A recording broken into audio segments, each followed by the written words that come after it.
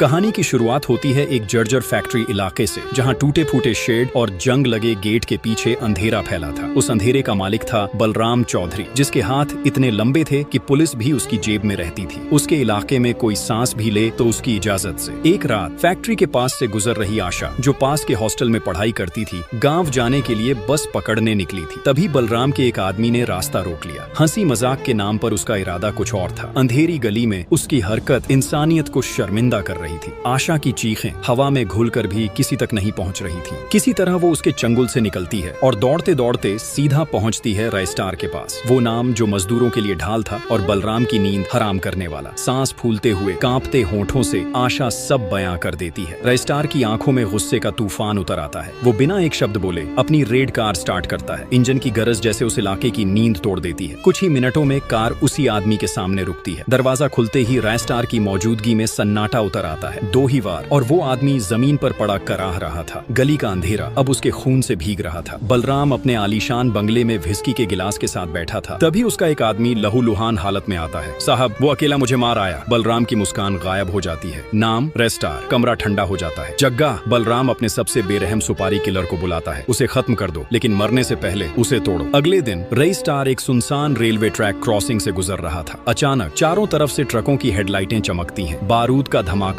और गोलियों की बौछार। रजिस्ट्रार किसी तरह पास के ड्रेनेज में छलांग लगाकर निकल जाता है। वो सीधा अपने पुराने वर्कशॉप में पहुंचता है, जहां सिर्फ उसका बचपन का दोस्त ज्ञान भाई आता है। पहली बार मुझ पर सीधे वार हुए हैं, पता लगाओ। ज्ञान भाई बिना कुछ कहे चला जाता है। गांव की गलियों में हथियारबंद गुंडे टूट पड़ते हैं। औरतों को कैद, बच्चों को डर, मर्दों को बांध दिया जाता है। जब रजिस्ट्रार लौटता है तो चौक के बीच अपने लोगों को जेल में बंधा देखता है। बीच में बलराम खड़ा हंस रहा है। छोड़ दूं इन्हें अगर तू मेरे सामने सिर झुका दे। रजिस्ट्रार एक पल उसकी आंखों में देखता है, फिर घुटनों पर बैठ जाता है। लेकिन उसी वक्त आसमान से चमकते फ्लेयर्स और गोलियों की आवाज गूंज उठती है। अंधेरा, धुआं, चीखें। जब सब साफ होता है तो बलराम का सबसे करीबी आदमी लाश बन चुका होता है। और फिर राइटर उसको एक ही गली में मार देता है। वह जमीन पर गिर जाता है और फिर गांव वालों को आजाद कर देता है।